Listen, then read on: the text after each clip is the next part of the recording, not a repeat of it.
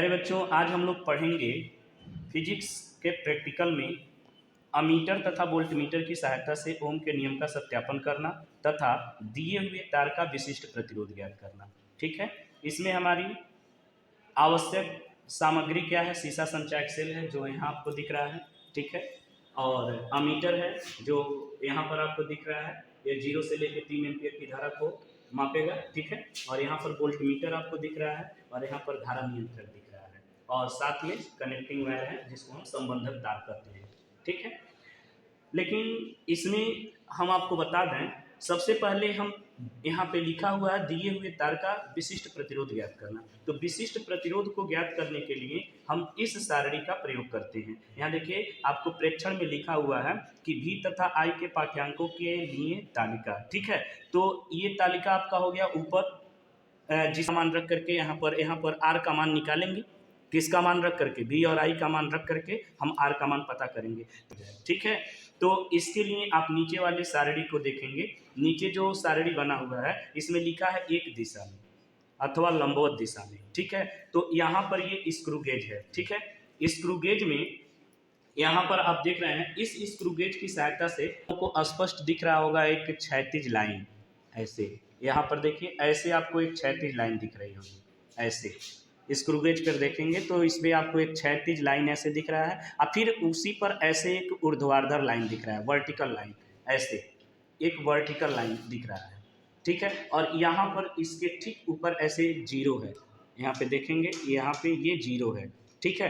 अब क्या करते हैं कि इस तार को, जो तार दिया गया है इसको क्षैतिज, एक बार क्षैतिज और एक बार ऐसे करके ऊर्ध्वाधर इस स्क्रू गेज में लगा करके हम देखते हैं कि इस लाइन के सीध में कौन सी ऐसी संख्या है जो मिल रही है, ठीक है। तो इसके लिए सबसे पहले बच्चे जान जाएं, इसको हम कहते हैं मुख्य पैमाना, इसको मुख्य पैमाना कहते हैं, और इसको हम कहते हैं गोलाई मापी का जो माप देता है, इसको हम गौण पैमाना कहते हैं, ठीक है। तो इसमें आप देखेंगे ये जो ऐसे ऐसे स्क्रैच करके खाके बने हुए हैं, ये 100 खाने हैं, इसमें 100 खाने बने हुए हैं, ठीक है, ऐसे जो दिखाई दे रहा है। अब इसमें से जैसे आप एक खाने का मान निकालेंगे तो 1/, यहाँ पर कर देंगे आप 100, ठीक है। तो ये हो जाएगा 0.01, यह इसका अल्पतमांक होगा, ठीक है, इसका अल्पतमांक होगा 0.01, ठीक है। और इसको कहते हैं मुख्य पैमाना, ये जो है ना इसको कहते हैं मुख्य पैमाना। तो आपको अब करना क्या है, इस तार को यहाँ पर आप सारणी में देखेंगे, यहाँ पर एक ऐसे लाइन खींची गई है, ऐसे, ठीक है। इसका मतलब इस तार को आपको क्षैतिज रखना है और इस तार को ऐसे यहाँ पर दिख रहा है आपको वर्टिकल रखना है, ऊर्ध्वाधर, एक बार वर्टिकल रखेंगे और एक बार क्षैतिज करके रखेंगे, ठीक है। तो हम पहले क्षैतिज करके रीडिंग ले लेते हैं। तो जैसे हम इसको क्षैतिज करके रीडिंग लेंगे तो यहाँ पर देखिए हम इसमें स्क्रू गेज में आसानी से इसको ऐसे लगा दें, दबा दें, ये हम ऐसे दबा दिए, ठीक है, ज़्यादा इसको टाइट नहीं कसते हैं, इसको हम ऐसे दबा दिए, ठीक है। अब इसमें क्या देखना है आपको कि यहाँ देखिए, यहाँ 60 लिखा हुआ है और यहाँ पर लिखा है 40, यहाँ पर 60 और यहाँ पर 40, यानी कि हम आपको दिखाने की कोशिश करेंगे, यहाँ पर 60 है, ऐसे देखेंगे, इसके नीचे 60 है और यहाँ पर क्या है 40 है, ठीक है, और ये शून्य आपका ऊपर है, ठीक है। यहाँ पर 60 और 40 इस गोलाई मापी पर देखने की कोशिश करेंगे, यहाँ 40 है और इस पे देखिए आपको 60 दिख रहा होगा, ठीक है। अब क्या करते हैं, यहाँ जो मैंने आपको अभी अभी दिखाया ये लाइन, हॉरिजॉन्टल लाइन, क्षैतिज जो लाइन मैंने आप सभी को दिखाया, इस क्षैतिज लाइन में ये 60 और 40 के बीच में कौन सी ऐसी संख्या है जो इसके सीध में दिख रही है, ठीक है। तो हम यहाँ पर आपको दिखाने की कोशिश करेंगे, जो यहाँ पर 55 है, देखो ये 60 और 40 के बीच में यहाँ पर जो 55 है, वो 55 जो है वो इसके सीध में बिल्कुल दिखाई दे रही है, ठीक है। यहाँ पर देखिए, ध्यान से देखेंगे आपको दिखेगा, यहाँ पर इसके ठीक सीध में ये लाइन आपको दिखाई दे रही है, ठीक है। तो अब हम क्या करेंगे बच्चे कि यहाँ पर लिखा हुआ है मुख्य पैमाने पर एक ही माप, सेमी में, तो मुख्य पैमाने पर आप यहाँ पर जाएंगे, मैंने आपको यहाँ पर दिखाने की कोशिश किया था कि देखिए यहाँ पर ये 0 है, इसके जो वर्टिकल लाइन है ठीक उसके ऊपर एक 0 का यहाँ पर आपको दिखाई दे रहा होगा। अब ये देखेंगे 0 के सीध में ऐसी कोई संख्या नहीं है जो इसके 0 के सीध में हो, ठीक है, मुख्य पैमाने पर। तो अब ऐसी स्थिति में आप क्या करते हैं, मुख्य पैमाने पर ए की जो माप है ना वो सब 0 0 लिख लेते हैं। यहाँ पर 0 0 0 0 0, क्योंकि इसके सिद्ध में कोई संख्या हमको नहीं दिख रही है। ठीक है, कोई भी संख्या नहीं दिख रही है। अब बात कर लेते हैं गोल पैमाने का मिलाने वाला चिन्ह। तो गोल पैमाना हमारा यही है, और इस गोल पैमाने पर जैसे हम इसको क्षैतिज में इस तार को लगाए हैं तो यहाँ पर मिलाने वाला जो चिन्ह है वो 55 है। तो यहाँ पे रख लेंगे 55, यहाँ पर देखेंगे 55 भर लेंगे। अब गोल पैमाने की माप b गुणे b इज इक्वल टू चिन्ह गुणे अल्पतमांक, तो किस पर मिला है, 55 पर मिला है। तो 55 में इसका अल्पतमांक कितना होता है, 0.01 होता है। ये आ जाएगा 0.55, ये आ जाएगा। ठीक है, अब देखो यह a है यह b है, तो a में b को ऐड करना है। यहाँ पर लिखा हुआ ना अगले कॉलम में देखिए a प्लस b, तो a प्लस b करेंगे तो 0 प्लस 0.55, तो ऐड करेंगे तो आपको यही मिलेगा 0.55। ये हमारा कंप्लीट हो गया। अब क्या करते हैं बच्चे, इसको हम ऊर्ध्वाधर लगाते हैं, वर्टिकल कर देते हैं। तो जैसे ही हम इसको वर्टिकल करेंगे ऐसे लगा देंगे तो देखिए तार तो मेरा वही है, तार तो बदला नहीं। ठीक है, तो यह जो वैल्यू अभी हम 55 पे देखे हैं कि सीधे क्षैतिज रेखा मिल रही है, इसी के नियरेस्ट वैल्यू आपको मिलेगा। ठीक है, इसी के नियरेस्ट, इसको आगे पीछे ऐसे करके देखेंगे तो आपको थोड़ा बहुत 1-2 पॉइंट का अंतर आएगा। बिल्कुल आपकी चूंकि तार तो मेरा वही है, तो हम क्या करेंगे, अब इसको देखिए, हम इसको फिर वही देखेंगे कि वो लाइन किस पर मिल रही है। इस स्क्रू गेज में यहाँ पर देखेंगे तो यहाँ पर मैं देख रहा हूँ कि ये हो गया आपका 56 पे। ठीक है, अब 56 में हम अल्पतमांक का मल्टीप्लाई कर लेंगे तो ये आ जाएगा 0.56, और फिर इन दोनों को a प्लस b करेंगे तो ये भी आ जाएगा 0.56, ये आ जाएगा। फिर नेक्स्ट अब इसको करना है तो इसको क्या करेंगे, क्षैतिज कर देंगे। तो जब क्षैतिज करेंगे तो ऐसे ही इसको कर लेना है। ठीक है, तो इसको हम ऐसे कर दिए, तो जब इसको हम क्षैतिज करेंगे तो ये देख लीजिए ऐसे दिख रहा है। तो फिर यहाँ पर वही लाइन हम देखेंगे कि कहाँ दिख रहा है। देखो बच्चे यहाँ पर 54 पे शो कर रहा है, तो यहाँ पर हम लिख लेंगे 54। फिर क्या करेंगे, अल्पतमांक से मल्टीप्लाई कर लेंगे, तो यहाँ पर 0.01 मल्टीप्लाई करोगे तो 0.54 आ जाएगा। फिर a प्लस b करेंगे तो उसमें भी आ जाएगा 0.54, ये आ जाएगा। फिर अब इसको क्या करेंगे, हम इसको वर्टिकल कर लेंगे। ठीक है, ऐसे कर लेंगे, ऐसे आपको रीडिंग लेना है जैसे हम बता रहे हैं। ठीक है, ऐसे कर लेंगे तो यहाँ पर देख लेंगे कि ये किस लाइन पर मिल रहा है। तो पुनः वही प्रोसेस है, यहाँ पर देखेंगे कि किस लाइन पे ही, ये 40 है और ये 60 है। तो बिल्कुल यहाँ देखिए बच्चे ये 55 पर शो कर रहा है, तो हम यहाँ पर क्या लिखेंगे, 55 ये लिख लेंगे, और 55 इंटू 0.01 मल्टीप्लाई करेंगे तो 0.55 आएगा। फिर a प्लस बी करेंगे तो यही रिजल्ट आपको आ जाएगा। ठीक है, 0 प्लस 0.55 a प्लस बी की वैल्यू हमको मिल जाएगी। पुनः अब देखिए हमने यहाँ तक अपना वर्टिकल तक काम कर लिया, अब फिर ये बचा है और ये बचा है, तो हम पुनः इसको क्या करते हैं इसको हम क्षैतिज कर लें। ठीक है, मैंने शुरू में ही बताया कि तार तो बदल नहीं रहा, तार वही है, तो उसी के नियरेस्ट इसकी वैल्यू आपके पास आएगी। तो इसको आप लोग देख लेंगे, इसको लगा के इसको ऐसे लगा दिया। फिर देखो ये 56 पर दिख रहा है, ये 55 है और ठीक इसके ऊपर यहाँ पर 56 है। तो आप क्या करेंगे, यहाँ पर लिख लेंगे 56 और 56 में 0.01 का मल्टीप्लाई करेंगे तो आ जाएगा 0.56। फिर a प्लस बी करेंगे तो 0.56 हो जाएगा। अब एक रीडिंग और लेना है इसको वर्टिकल करके। ठीक है, तो पुनः हम इसको वर्टिकल कर देते हैं। वर्टिकल करेंगे बच्चे तो ये देखिए किस लाइन पर यहाँ पर दिखाई दे रहा है, आप स्पष्ट देखेंगे ये 40 है और ये आपका 60 है, और यहाँ पर आपको दिख रहा है कि ये 55 पर ये जो हमारा ये तार है, ऐसे करके देखेंगे तो यहाँ देखिए ये 55 है, 55 पर मिल रहा है। यहाँ पर लिख लेंगे हम 55 और फिर अल्पतमांक से गुणा कर देंगे तो 0.01 हो जाएगा, और मल्टीप्लाई करेंगे तो आपका यही रिजल्ट आएगा। यहाँ हो जाएगा 0.55 और फिर a प्लस बी करेंगे बच्चे तो यह हो जाएगा 0.55। ठीक है, अब इन सब को जोड़ेंगे, क्या करेंगे, इन सबको जोड़ेंगे और जोड़ के आप क्या करेंगे, 6 से डिवाइड करेंगे। तो जोड़ के जब 6 से आप इसको डिवाइड करेंगे तो आपकी जो वैल्यू आएगी यहाँ पर, वह यहाँ देखिए लिखा हुआ है माध्य प्रेक्षित व्यास डी सेमी में, ठीक है।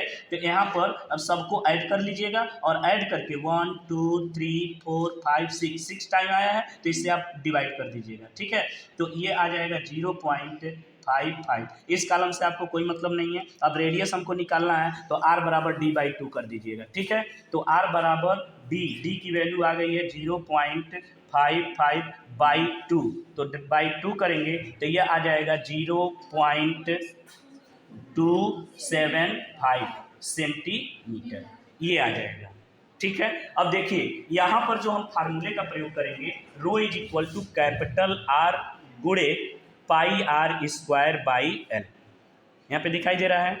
तो इस फार्मूले का प्रयोग करने के लिए हमको पाई r स्क्वायर का मान हमको चाहिए, तो जो क्षेत्रफल होगा तार का, तो यहाँ पर लिख लेंगे pi r square is equal to, pi का मान आप जानते हैं 3.14 होता है, और r का मान आपने निकाल दिया 0.275 गुणे 0.275। अब इसमें जब आप मल्टीप्लाई करेंगे तो ये टोटल आपका आ जाएगा 0.237 सेमी स्क्वायर, ये तार का हमारा क्षेत्रफल हो जाएगा। उम्मीद करता हूं कि सबको समझ में आया है, ठीक है। अब हम क्या करेंगे, इसमें पुट करेंगे, और जो यहाँ यल लिखा है ना, इस यल का मतलब ये हुआ स्केल पर इसकी लेंथ को नाप लेंगे, तो ये 18.5 है, ठीक है। इसके स्केल को स्केल पर इसको नाप लेंगे, इस तार की लंबाई क्या है, और तो यहाँ पर पुट कर देंगे, और आर का जो मान मिलेगा, अब जैसे अब चल रहा है हम आप लोगों को ओम के नियम का सत्यापन करके दिखाएंगे, तो वहाँ से जो मेरा आर का मान आएगा वह इसमें पुट कर देंगे, तो यहाँ पर हमको विशिष्ट प्रतिरोध मिल जाएगा, ठीक है। अब हम लोग ओम के नियम का सत्यापन करेंगे, तो सबसे पहले हम इस तार को ऐसे लगा देते हैं बच्चे, ठीक है। देखिए जैसे हम कुंजी लगाएंगे इसमें आपको धारा बहते हुए दिखेगा,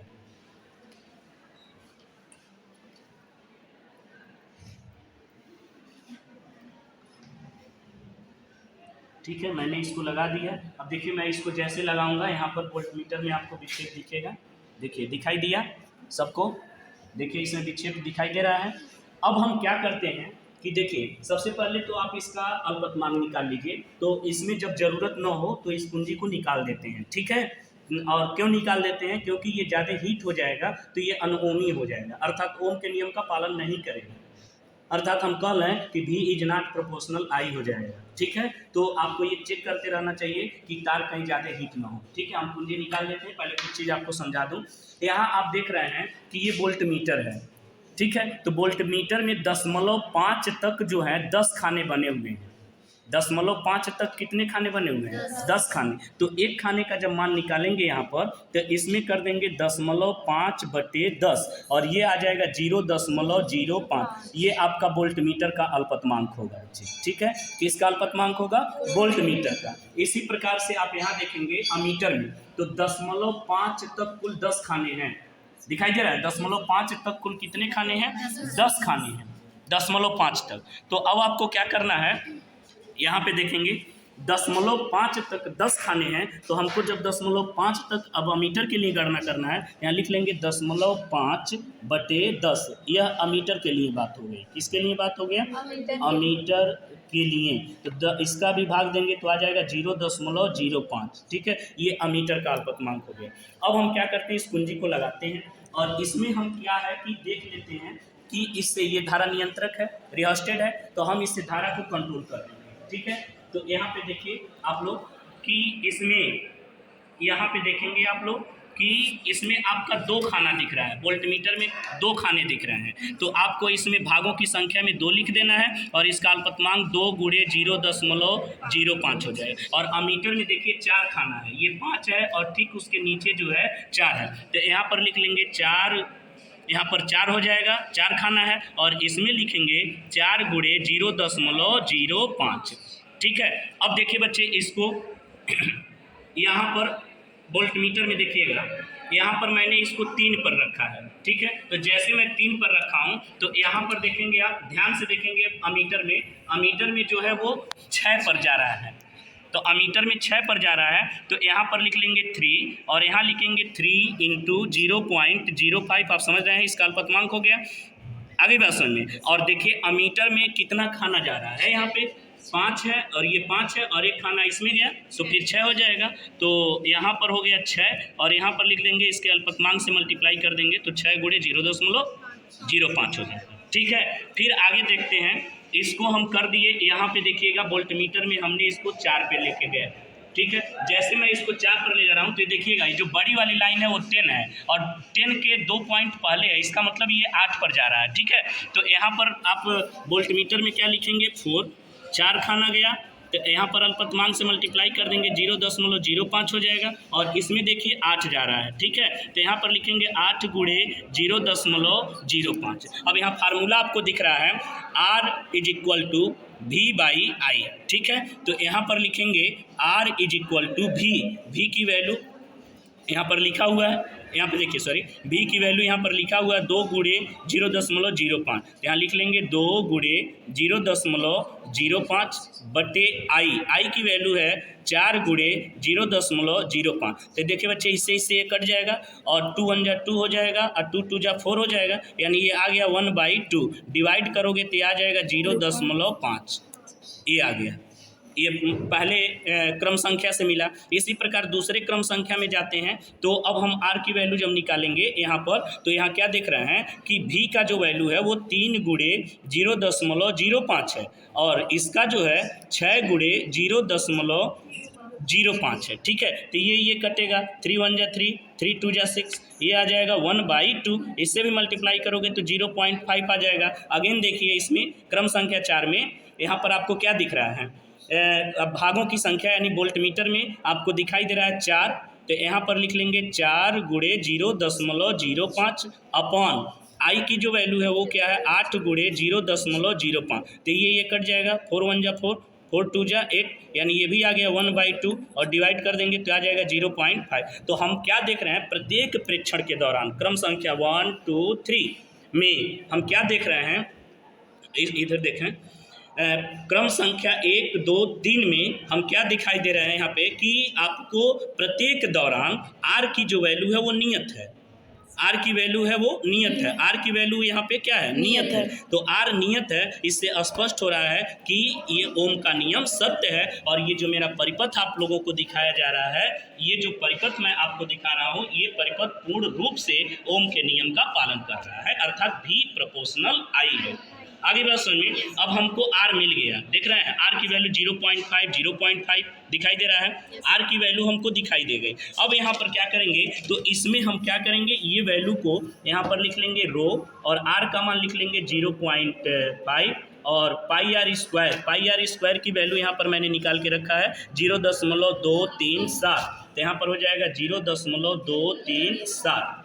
ठीक है, ये पाई आर स्क्वायर की पूर्ण वैल्यू है, यहाँ देखिए पाई आर स्क्वायर की पूरी वैल्यू है। ठीक है, और बटे एल, तो बटे एल में आप क्या करेंगे, जो आपने यहाँ पर वायर लगाया है ना, इसको आप इस तार को यहाँ से आप मेजर कर लेंगे। यहाँ पर मैं स्केल पे आप लोगों को दिखा दे रहा हूँ करके। ठीक है, तो यहाँ पर इसको आप देख लेंगे, यहाँ पे देखेंगे ध्यान से, तो ये 1 पे है और यहाँ पे देखिए।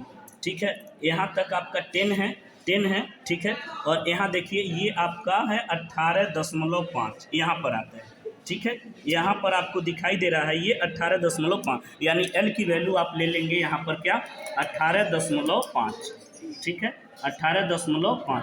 अब इसको कैलकुलेट कर लेंगे, जो आएगा वही आपका आंसर होगा। ठीक है, तो ठीक है, आज के लेक्चर में बस इतना ही। इसको आशा करते हैं कि ध्यान से आप समझेंगे। और बीच में यहाँ देखिए ये V है और ये I है, तो V और I के मान को रख करके ग्राफ खींचेंगे तो एक सीधी रेखा आपको दिखाई देगी।